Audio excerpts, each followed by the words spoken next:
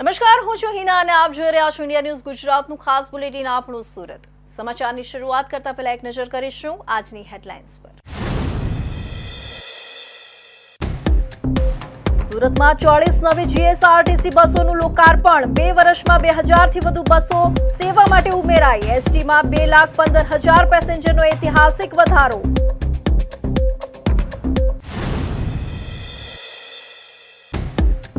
રાહુલ ગાંધીનો વોટ ચોરી મુદ્દે આક્ષેપ. નવસારીમાં 30,000 નકલી મતદાર બહાર આવ્યા. કોંગ્રેસે ચૂંટણી પંચને 5 સવાલો પૂછ્યા. લોકશાહી પર ખતરો, ભાજપ પર આક્ષેપ.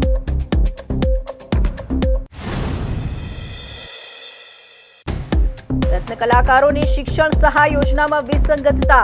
રદ કરાયેલા 26,000 ફોર્મ અંગે ફેરવિચારણા કરવા ડાયમંડ વર્કર યુનિયનની કલેક્ટરને રજૂઆત. સ્કૂલો બાળકોને પરીક્ષામાં ન બેસવા દેતા ફરિયાદ.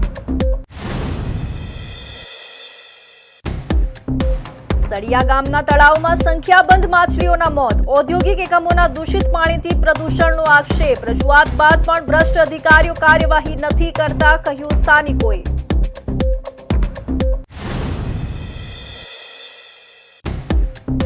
અને આંતરરાષ્ટ્રીય મિલન દર્શી ગેંગ પર સુરત સાયબર ક્રાઇમની કાર્યવાહી. ગુજસી ટોક હેઠળ નાસ્તો ફરતો આરોપી ઝડપાયો. રાજ અલગ અલગ બેંક એકાઉન્ટો કમિશન પર મેળવવાનું કામ કરતો.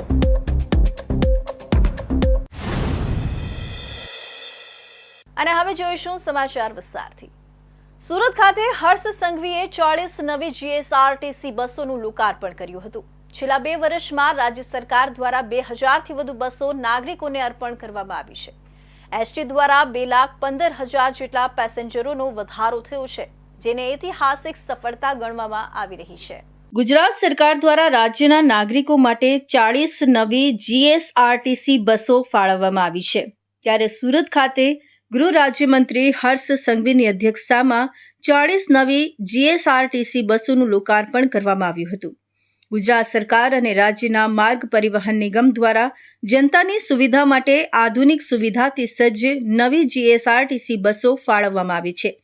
ત્યારે સુરત ખાતેથી ગૃહ રાજ્યમંત્રી હર્ષ સંઘવીની અધ્યક્ષતામાં લીલી ઝંડી આપી 40 નવી જીએસઆરટીસી બસોનું લોકાર્પણ કરવામાં આવ્યું હતું. છેલ્લા 2 વર્ષોમાં 2,000થી વધુ બસ રાજ્યના નાગરિકો માટે દોડાવવામાં આવી રહી છે. એટલું જ નહીં, એસટી વિભાગને છેલ્લા 2 વર્ષમાં 2,15,000 જેટલા મુસાફરો વધારવામાં સફળતા મળી છે, જે આજ સુધીનો ઐતિહાસિક વધારો માનવામાં આવી રહ્યો છે. ગૃહ રાજ્યમંત્રી હર્ષ સંઘવીએ જણાવ્યું હતું કે હું એસટી વિભાગના સૌ ડ્રાઈવર, કંડક્ટર અને તેમના પરિવારજનોનો આભાર માનું છું. આ પરિવારના સભ્યો રાત દિવસ મહેનત કરીને રાજ્યના નાગરિકો માટે સુવિધા વધારવાનું કામ કરી રહ્યા છે. તો બીજી તરફ રાજ્યભરમાં અત્યાર સુધી 7,000 નાના મોટા આયોજનોમાં ઓપરેશન સિંદૂરના થીમ પર ગરબા જોવા મળી રહ્યા છે, જે થકી દેશના સરહદના સૈનિકોના મનોબળ વધારતા ગરબા રમતા ખેલૈયાઓ તથા આયોજકોને પણ હર્ષ સંઘવીએ અભિનંદન પાઠવ્યા હતા. ગુજરાતના સૌ નાગરિકો માટે રાજ્ય સરકાર દ્વારા 40 નવી બસોની શરૂઆત કરવામાં આવી છે. સુરત ખાતેથી આજે આ બસોને લીલી ઝંડી આપવામાં આવી છે. છેલ્લા 2 વર્ષમાં 2,000થી વધુ નવી બસો રાજ્યના નાગરિકોની સુવિધામાં મૂકવામાં આવી છે. આવનારા 10 દિવસમાં એટલે કે દિવાળી પહેલા એસટી નો ટાર્ગેટ છે કે બીજી 200 નવી બસો રાજ્યના નાગરિકોની સુવિધામાં દિવાળી પહેલા ચાલુ કરવામાં આવે. ગુજરાત રાજ્ય માર્ગ વાહન વ્યવહાર નિગમના સુરત વિભાગ દ્વારા 40 નવીન બસોનો લોકાર્પણ સમારોહ ભારત સરકારના કેન્દ્રીય જળ શક્તિ મંત્રી અને ગુજરાત પ્રદેશ ભાજપના પ્રમુખ CR પાટીલના માર્ગદર્શન હેઠળ તેમજ ગુજરાત સરકારના મંત્રી હર્ષ સંઘવીના વરદ હસ્તે અને અધ્યક્ષસ્થાને તેમજ મંત્રી મુકેશ પટેલની વિશેષ ઉપસ્થિતિમાં સંપન્ન થયો હતો. આ લોકાર્પણ કાર્યક્રમમાં સુરત લોકસભાના સાંસદ મુકેશ દલાલ, ધારાસભ્ય અરવિંદ રાણા, પ્રવીણ ઘોઘારી, સુરત મહાનગર ભાજપના હોદ્દેદારો અને કોર્પોરેટરો ઉપસ્થિત રહ્યા હતા. સમગ્ર દેશમાં લોકતંત્ર માટે ચિંતાજનક ગણાતી વોટ ચોરીના મુદ્દે લોકસભા વિપક્ષના નેતા રાહુલ ગાંધીએ મેઘબૂ સેન્ટ્રલ લોકસભાની વોટ ચોરી અંગે તથ્યાત્મક વિગતો રજૂ કરી છે. ભાજપ સરકાર અને તેના મળતિયા તંત્ર દ્વારા અલગ અલગ રીતે વોટ ચોરી કરવામાં આવી હોવાના આક્ષેપો કોંગ્રેસ દ્વારા કરવામાં આવ્યા છે. મતદાર યાદીમાં નકલી મતદારો, ખોટા ફોટા અને ફોર્મ 6 નો દુરુપયોગ થતો હોવાના પુરાવા રજૂ કરવામાં આવ્યા છે. સમગ્ર દેશમાં લોકતંત્ર માટે ચિંતાજનક વોટ ચોરી અંગે જનનાયક અને લોકસભા વિપક્ષ નેતા રાહુલ ગાંધી દ્વારા મેઘબૂ સેન્ટ્રલ લોકસભાના વોટ ચોરી અંગે કરવામાં આવેલા તથ્યાત્મક વિગતોની સિલસિલાબદ્ધ હકીકતો જણાવવામાં આવી હતી. ભાજપ સરકાર અને તેના મળતિયા અલગ અલગ રીતે વોટ ચોરી કરવામાં આવતી હોવાનો આક્ષેપ કરવામાં આવ્યો છે. વિવિધ મતક્ષેત્રમાં નકલી મતદાતા, ખોટા ફોટો અને ફોર્મ 6 નો દુરુપયોગ થતો જોવા મળ્યો હતો. દેશ સમક્ષ આ તમામ વોટ ચોરીનો મુદ્દો મૂકવામાં આવ્યો હતો. ચૂંટણી પંચની બંધારણીય જવાબદારી અને નિષ્પક્ષ રીતે ચૂંટણી થાય. કોંગ્રેસના નેતા ચૂંટણી પંચને સવાલ કરે, જેનો જવાબ ચૂંટણી પંચે આપવાને બદલે ભાજપ જવાબ આપે છે. મહાદેવપુરામાં વોટર લિસ્ટમાં મુખ્ય 5 રીતે હેરાફેરી થઈ હતી. જનનાયક અને લોકસભામાં વિપક્ષના રાહુલ ગાંધીએ ચૂંટણી પંચને 5 સવાલ પૂછ્યા હતા. લોકશાહી ખતમ કરવા નીકળેલી ભાજપનો અસલી ચહેરો દેશ સમક્ષ ખુલ્લો પડી રહ્યો છે. લોકશાહીમાં એક વ્યક્તિ એક વોટનો અધિકાર આપ્યો છે, પરંતુ ગુજરાતમાં એક વ્યક્તિ અનેક વોટ જોવા મળ્યા છે. કોંગ્રેસ પક્ષ દ્વારા કરેલા નિરીક્ષણમાં ગુજરાતની મતદાર યાદીમાં અનેક ધાંધલી સામે આવી છે. भारतीय जनता पार्टी और देश के प्रधानमंत्री और गृह मंत्री की गुलामी कर रहा है. पिछले 2-3 साल से सारे विधानसभा चुनावों में एक भारतीय जनता पार्टी की सेवा करने वाला ये चुनाव आयुक्त और ये चुनाव तंत्र के खिलाफ पिछले 2 साल से पूरे भारत में एक आवाज उठी है और माननीय विपक्ष नेता राहुल जी इस आवाज को इस पूरे देश में आंदोलन चला रहे हैं. નવસારી લોકસભાની 84 વિધાનસભામાં કુલ મતદાર 6,09,592 મતદાર છે, જે પૈકી 40% એટલે કે 2,40,000 મતદારોની ચકાસણી કરવામાં આવી. તેમાં 30,000 મતદારો નકલી, ખોટા, શંકાસ્પદ જોવા મળ્યા છે, જે 12.3% જેટલા થાય છે. આ વોટ ચોરી દેશના કેબિનેટ મંત્રીની જવાબદારી સંભાળતા નેતાના વિસ્તારમાં થઈ રહી છે. સી.આર. પાટીલ આ બાબત જાણતા ન હોય એવું બની ન શકે. નવસારીના ભાજપ નેતાની જીત પાછળ વોટ ચોરી તો નથી ને? આખા ગુજરાતમાં શંકા છે. અમે માત્ર એક જ સીટ પર ચકાસણી કરી છે. સાચા કરતા ખોટા મતદારો વધી નથી ગયા ને? તેની ચિંતા ગુજરાતીઓમાં છે. સુરત હીરા ઉદ્યોગમાં ચાલી રહેલી લાંબા સમયની મંદીને કારણે પાયમાલ થયેલા રત્ન કલાકારોના બાળકોના શિક્ષણ હિતને ધ્યાનમાં રાખીને ગુજરાત સરકાર દ્વારા 13,500 રૂપિયાની શિક્ષણ સહાયની જાહેરાત કરવામાં આવી હતી. આ યોજના અંતર્ગત સુરતમાં અંદાજે 76,000 જેટલા ફોર્મ ભરાયા હતા, જેમાંથી પ્રાથમિક ચકાસણી બાદ 50,241 ફોર્મ મંજૂર કરવામાં આવ્યા છે. જોકે અંદાજે 26,000 જેટલા ફોર્મ રદ થયા હોવાની માહિતી મળતા ફેરવિચારણા કરવા સુરત ડાયમંડ વર્કર યુનિયન દ્વારા આ મામલે ગંભીર ચિંતા વ્યક્ત કરીને કલેક્ટરને લેખિત રજૂઆત કરવામાં આવી છે. યુનિયનના જણાવ્યા મુજબ મોટા પ્રમાણમાં ફોર્મ રદ થવાનું મુખ્ય કારણ બેરોજગાર રત્ન કલાકારની વ્યાખ્યા અને બેરોજગારીની તારીખ લખવાની પ્રક્રિયામાં ઊભી થયેલી અસમંજસની સ્થિતિ છે. રત્ન કલાકારો સરકારના ઠરાવની વિગતોને સંપૂર્ણપણે સમજી શક્યા નહોતા, જેના પરિણામે તેમણે બેરોજગારીની તારીખ લખવામાં ભૂલ કરી છે. યુનિયને કલેક્ટરને રજૂઆત કરી છે કે રદ થયેલા આ 26,000 ફોર્મની ફેરવિચારણા કરવામાં આવે. તેમની મુખ્ય માંગ છે કે ટેકનિકલ અથવા નાની ભૂલના કારણે ફોર્મ રદ કરવાને બદલે અરજદાર ખરેખર રત્ન કલાકાર છે કે નહીં તેની ખાતરી એટલે કે ખરાઈ કરવામાં આવે. જો ખરાઈમાં તેઓ રત્ન કલાકાર સાબિત થાય તો તેમના ફોર્મ માન્ય રાખીને સહાય મંજૂર કરવામાં આવે. ડાયમંડ વર્કર યુનિયને પોતાની રજૂઆતમાં સ્વીકાર્યું છે કે ઘણા લોકો એવા પણ હોઈ શકે છે જેમને હીરા ઉદ્યોગ સાથે કોઈ લેવા દેવા ન હોય અને તેમના ફોર્મ રદ કરવા તે યોગ્ય છે, પરંતુ માત્ર બેરોજગારીની તારીખ જેવી નાની ભૂલના કારણે આટલા બધા સાચા રત્ન કલાકારોના ફોર્મ રદ થવા એ બાબત ખૂબ જ ગંભીર છે. યુનિયને જણાવ્યું છે કે એક તરફ હીરા ઉદ્યોગમાં મંદીની માર સહન કરી રહેલા રત્ન કલાકારોના પરિવારોને આર્થિક સહાયની તાતી જરૂર છે, ત્યારે સરકારી તંત્રની અમલવારીમાં થયેલી ગેરસમજને કારણે તેઓ સહાયથી વંચિત રહે તે અન્યાયી છે.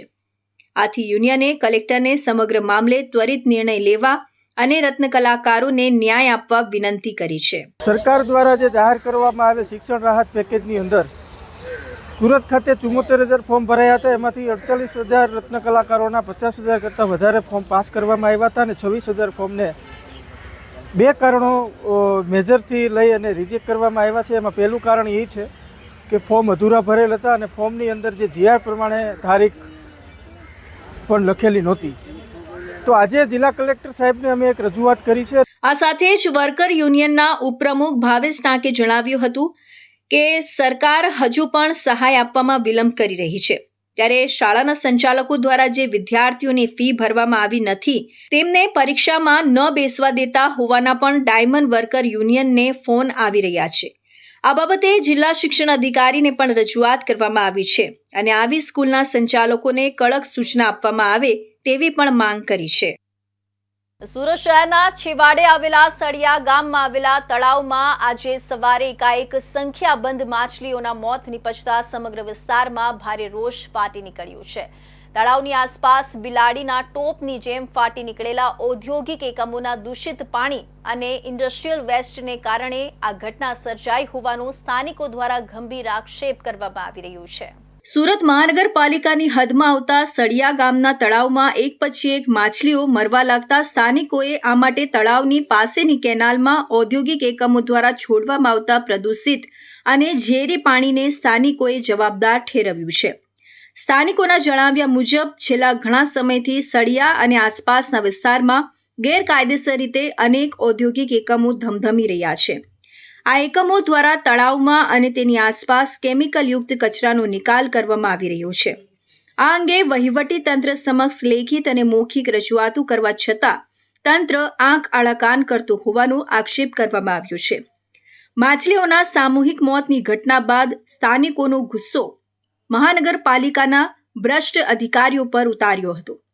સ્થાનિકોએ આક્ષેપ કર્યો હતો કે ભ્રષ્ટ અધિકારીઓ ઔદ્યોગિક એકમો વિરુદ્ધ કાયદેસરની કાર્યવાહી કરવાને બદલે કુલડેમાં ગોળ ભાંગવા જેવું કામ કરી રહ્યા છે, જેના પરિણામે પ્રદૂષણ બેફામ બન્યું છે અને માછલીઓના મોતની સાથે સાથે સ્થાનિકોએ મોટી ચિંતા વ્યક્ત કરી છે. તળાવમાં ગામના બાળકો નહાવા માટે જતા હોય છે. આ ઝેરી અને દૂષિત પાણીના કારણે બાળકોને પણ ચામડીના રોગો થવાની શક્યતાઓ રહેલી છે. આ ગંભીર સ્થિતિમાં ગ્રામજનોએ તંત્ર સમક્ષ ત્વરિત ધોરણે આસપાસના ઔદ્યોગિક એકમો વિરુદ્ધ સખ્ત કાર્યવાહી કરવાની માંગણી દોહરાવી છે. 2-3 છોકરાઓ મારા ઘરે આવીને એવું કહે કે સંજયભાઈ આપણા તળાવમાં બધી માછલીઓ મરી ગઈ છે, એટલે અમે અહીંયા જોવા આવ્યા હતા. ઘણી બધી માછલીઓ મરી ગઈ છે, એટલે અમે ચીફ જોનલને ફોન કરેલો કે ભાઈ તળાવની અંદર માછલી બધી મરી ગઈ છે, એટલે ફાયરની ટીમ અને આરોગ્યની ટીમ અહીંયા આવી છે. સણિયા હેમાદ ગામ એમ તો તમે જુઓ તો આખું રેસિડન્ટ છે એની અંદર આ લોકો એનું ઊંડું અર્થઘટન કરીને કોટેજના નામે જે કોઈ ઇન્ડસ્ટ્રીઓ જે એ લોકો અહીંયા આપી છે એ જે બધું કેમિકલ એ લોકો અંદર જે ઠાલવે છે, અને વરસાદ જ્યારે ફૂલ પડે, અગાઉ જોયું કે 2 દિવસ અગાઉ ફૂલ વરસાદ હતો એટલે ખાડીનું પાણી અને તળાવનું પાણી અંદર ભેગું થવાથી આ બનાવ બન્યો છે એવું મને લાગે છે. ઘટનાની જાણ થતાં જ વછા ઝોનની ટીમ અને ફાયર વિભાગનો કાફલો તાત્કાલિક સળિયા ગામના તળાવ ખાતે દોડી આવ્યો હતો. ફાયર વિભાગની ટીમે તળાવમાંથી મૃત માછલીઓને બહાર કાઢવાની કાર્યવાહી હાથ ધરી હતી. વરાછા ઝોનના અધિકારીઓ દ્વારા તાત્કાલિક ગુજરાત પોલ્યુશન કંટ્રોલ બોર્ડના અધિકારીઓને સમગ્ર ઘટના અંગે જાણ કરવામાં આવી હતી. હાલના તબક્કે ઝોનની ટીમ દ્વારા તળાવના પાણીના સેમ્પલ એકત્રિત કરવામાં આવ્યા છે, જે રિપોર્ટ માટે લેબોરેટરીમાં મોકલવામાં આવશે. રિપોર્ટ આવ્યા બાદ પ્રદૂષણ માટે જવાબદાર એકમો સામે આગળની કાયદેસરની કાર્યવાહી હાથ ધરવામાં આવશે. તો હવે સમય છે એક વિરામનો.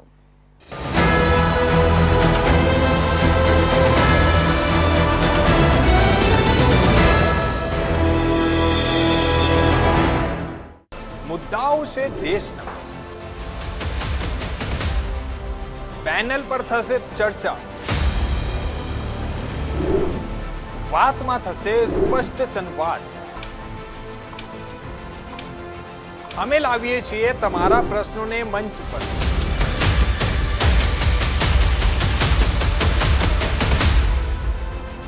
કેમ કે સમસ્યા તમારી, લડત અમારી. જુઓ મારી સાથે ફક્ત ઇન્ડિયા ન્યૂઝ ગુજરાત પર.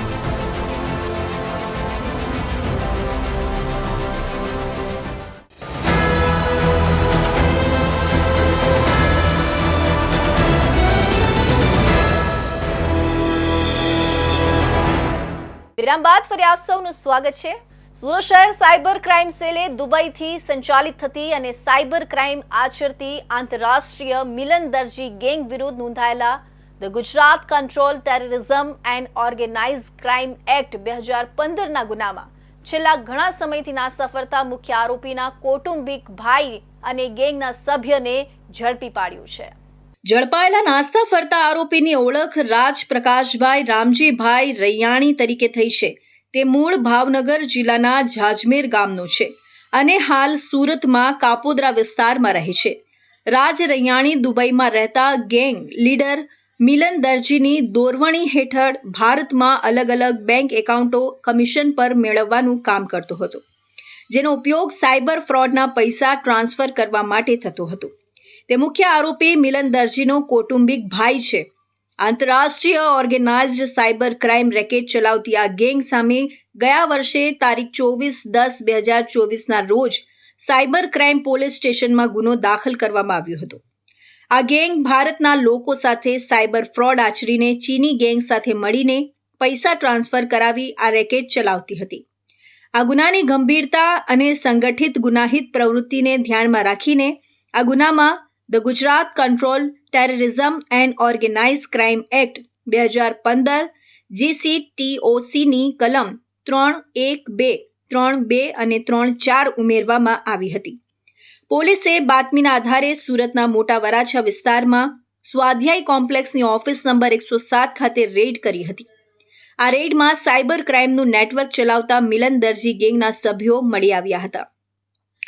ઓફિસ અને આરોપીઓના ઘરેથી સર્ચ દરમિયાન મોટા પ્રમાણમાં સાયબર ક્રાઇમ સાથે સંકળાયેલો મુદ્દામાલ જપ્ત કરવામાં આવ્યો હતો, જેમાં મુખ્યત્વે મોબાઈલ ફોન 28 નંગ, ડેબિટ કાર્ડ 86 નંગ અલગ અલગ બેંક એકાઉન્ટના, પાસબુક 180 નંગ અલગ અલગ બેંક એકાઉન્ટની, ચેકબુક 30 નંગ, સિમ કાર્ડ 258 નંગ અલગ અલગ કંપનીના, હિસાબની ડાયરીઓ 7 નંગ, કોમ્પ્યુટર, CPU અને લેપટોપ 1 નંગ. આ ઉપરાંત કેનેરા બેંકના 261 જેટલા એકાઉન્ટમાં નેટ બેન્કિંગ મારફતે નાણાકીય વ્યવહારો ચાલુ હોવાનું પણ જણાઈ આવ્યું હતું.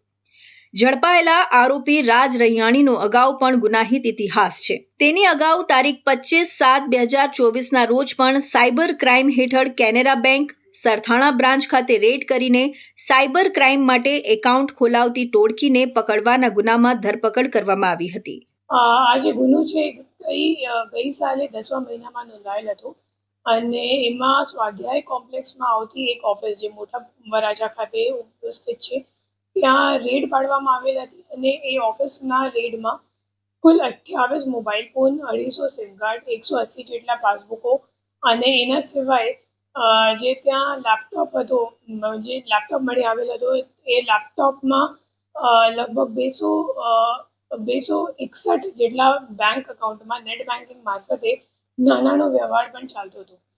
તો આ રેડમાં જે મુખ્ય ગેંગ લીડર છે મિલન દરજી, એ મુખ્ય રીતે દુબઈ ખાતેથી કામ કરે છે અને જે રાજ રૈયાણી છે એને એમનો કૌટુંબિક ભાઈ તરીકે એમને સંપર્કમાં આવ્યો હતો અને જે ચાઇનીઝ ગેંગો સાયબર ક્રાઇમ આચરે છે એમને જે સાયબર ક્રાઇમ આચરવા માટે જે બેંક એકાઉન્ટનો ઉપયોગ થાય છે તો એ ઉપયોગ પૂરી પાડવા માટે તમામ બેંક એકાઉન્ટો પૂરું પાડવા માટે રાજ રૈયાણીની મુખ્ય ભૂમિકા હતી આખા ગુનામાં. આ ગુનાની તપાસ દરમિયાન અગાઉ ધરપકડ કરાયેલા ગેંગના 12 સભ્યોની ગુજરાતના પાટણ, જૂનાગઢ સહિત કર્ણાટક, મુંબઈ, હરિયાણા, તેલંગાણા અને અન્ય રાજ્યોમાં નોંધાયેલી કુલ 27 ફરિયાદોમાં પણ ધરપકડ કરવામાં આવી છે. આરોપીઓ પાસેથી મળી આવેલા કુલ 1029 બેંક એકાઉન્ટોની તપાસ કરતા NCCRP એટલે કે national cyber crime reporting portal પર અલગ અલગ રાજ્યોમાં કુલ 1867 ફરિયાદો નોંધાયેલી હોવાનું સામે આવ્યું છે.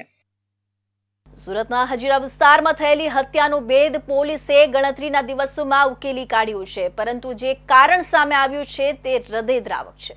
માત્ર 5,000ની કિંમતના એક મોબાઈલ ફોન માટે મિત્રએ જ પોતાના મિત્રની હત્યા કરી નાખી હતી. હત્યારાએ માત્ર હત્યા જ નહીં પરંતુ પુરાવા છુપાવવા માટે ક્રૂરતાની હદ વટાવી હતી. હત્યા પહેલા બંને મિત્ર સામાન્ય સ્થિતિમાં એકબીજા સાથે જતા સીસીટીવીમાં કેદ પણ થયા હતા. હત્યા પહેલાના સીસીટીવી ફૂટેજના કારણે હત્યારો પોલીસના સકંજામાં આવ્યો હતો. પોલીસ તપાસમાં બહાર આવ્યું છે કે મૃતક રણજીત શંકર પાસવાન અને આરોપી રોહિત કેવટ વચ્ચે મિત્રતા હતી.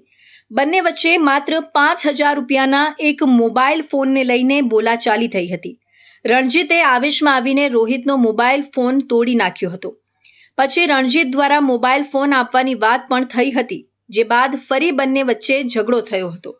રણજીત દ્વારા મોબાઈલ કે પૈસા આપવાની ના પાડી દેવામાં આવી હતી, જેથી ઉશ્કેરાઈ રોહિતે રણજીતની હત્યા કરી હતી. મૃતક રણજીત હજીરા ગામ સુંદરનગરમાં આવેલા તારાબેન પટેલના મકાનમાં રહેતો હોવાનું સામે આવ્યું હતું અને પોતે તે ઝારખંડનો રહેવાસી હતો. રણજીત અહીં પત્ની અને બાળકો સાથે રહેતો હતો અને એક કંપનીમાં મજૂરી કામ કરી પોતાના પરિવારનું ગુજરાન ચલાવતો હતો. આ બોલાચાલી એટલી ઉગ્ર બની કે રોહિતે મિત્રતાના તમામ સંબંધોને નેવે મૂકી દીધા. આરોપી રોહિતે આવેશમાં આવીને પથ્થર મારીને મિત્ર રણજીતની કરપેણ હત્યા કરી નાખી હતી. હત્યા બાદ ઓળખ છુપાવવા અને પુરાવા ન મળે તે માટે આરોપીએ પોતાના ગળામાં રહેલો ગમછો કાઢીને મૃતક રણજીતના હાથ અને પગ બાંધી દીધા હતા અને ત્યાંથી ફરાર થઈ ગયો હતો. આ ઘટનાનો ખુલાસો 14મી સપ્ટેમ્બરના રોજ થયો, જ્યારે હજીરા ગામમાં જોગણી માતાના મંદિર સામે આવેલા કમલભાઈ પટેલના ખેતરના ઝાડી ઝાંખરામાંથી રણજીતની લાશ મળી આવી હતી. હજીરા પોલીસે ગણતરીના દિવસોમાં આરોપીને પકડવા માટે ટેકનિકલ ટ્રેકિંગ અને હ્યુમન સોર્સની ટીમને તૈયાર કરી. આસપાસના ફૂટેજ તપાસ્યા તો એક વ્યક્તિ ગળામાં ગમછો નાખીને મૃતક રણજીત સાથે ખેતરમાં જતો દેખાયો. આ વ્યક્તિની ઓળખ રોહિત કેવટ તરીકે થઈ, જે મૂળ બિહારના લખીસરાયનો હતો. રોહિત ભાગી છૂટ્યો હોવાનું જણાતા પોલીસે હજીરા વિસ્તારની કંપનીઓ, Surat control room, railway station અને આજુબાજુની દુકાનોના લગભગ 55 જેટલા સીસીટીવી ફૂટેજની ચકાસણી કરી, જેમાં રોહિત રેલવે મારફતે સુરત છોડી ગયો હોવાનું સામે આવ્યું હતું.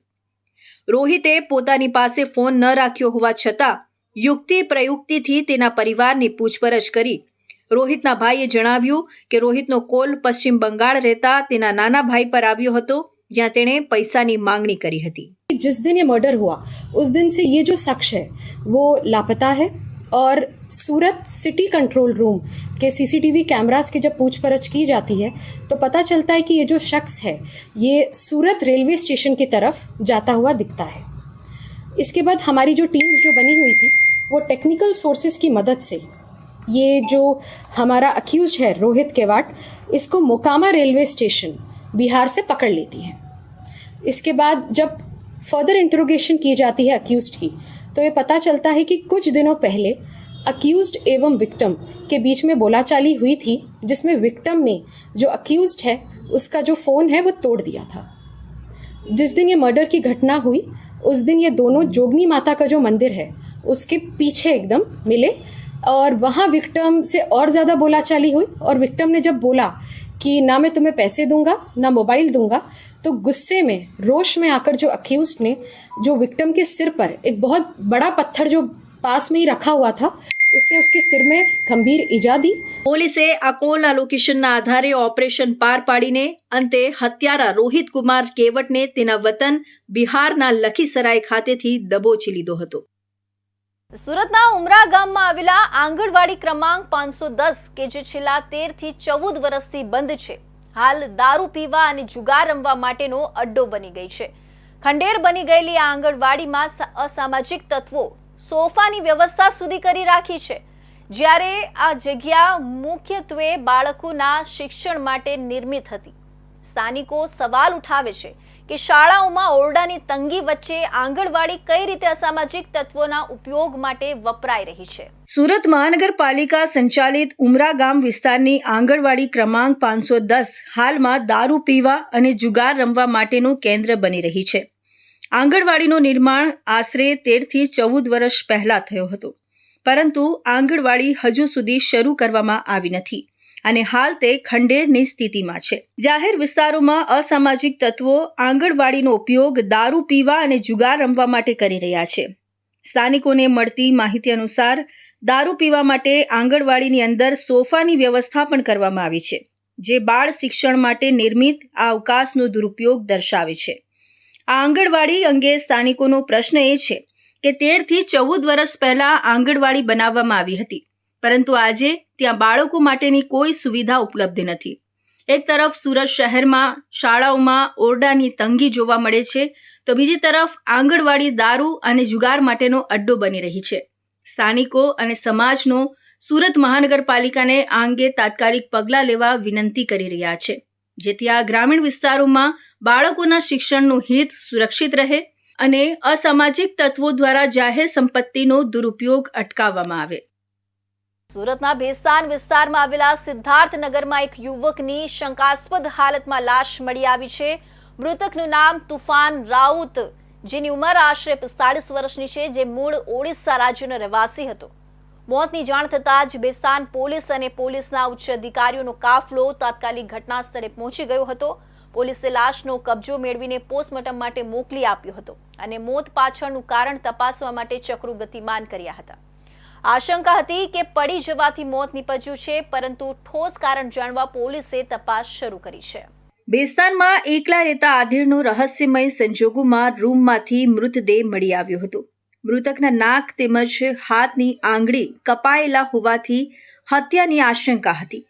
જો કે અંગો ઉંદર કાતરી ગયા હોવાનું સામે આવતા પોલીસે અકસ્માત મોતની નોંધ કરી તપાસ શરૂ કરી છે.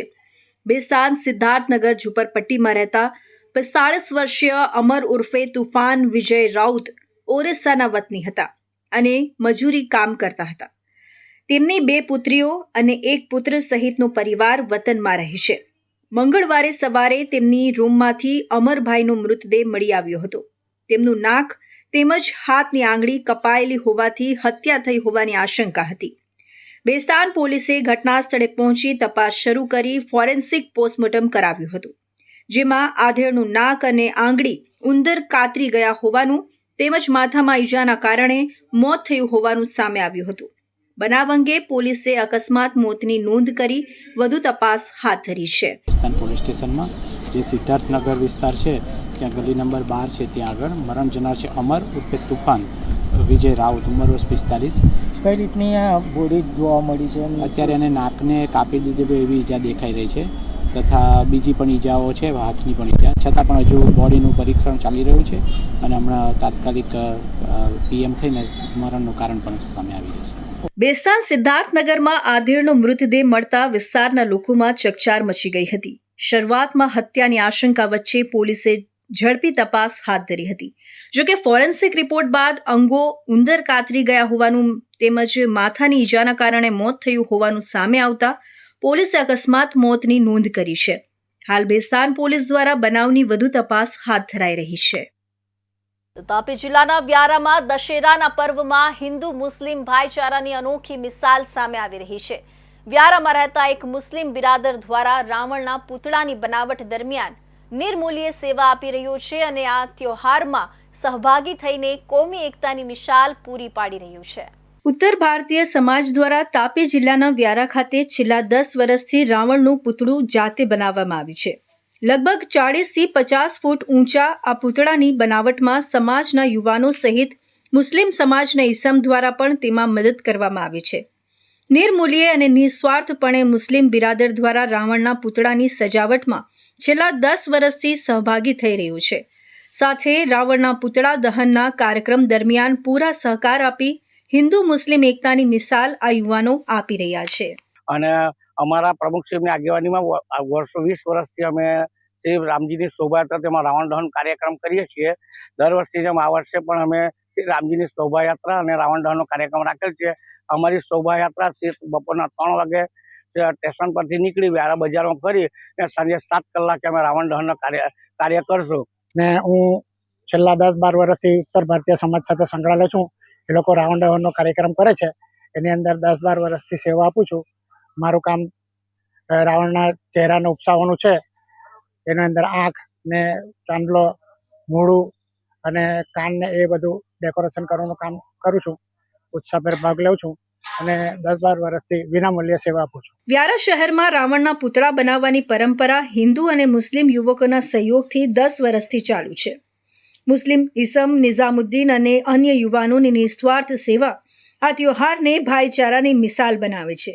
હિન્દુ મુસ્લિમ એકતા દર્શાવતા આવા પ્રયાસો સ્થાનિકો અને સમાજ માટે પ્રેરણાદાયી સાબિત થઈ રહ્યા છે. આયોજક વિનોદ મિશ્રા આ યુવાનોને અભિનંદન પાઠવે છે અને આ પરંપરાને આગળ પણ જળવાઈ રહે તેવી આશા વ્યક્ત કરે છે. તો આ હતા ઇન્ડિયા ન્યૂઝ ગુજરાતના ખાસ બુલેટિન, આપણું સુરતના મહત્વના સમાચાર. નવા સમાચાર સાથે ફરી મળીશું. ત્યાં સુધી જોતા રહેજો ઇન્ડિયા ન્યૂઝ ગુજરાત.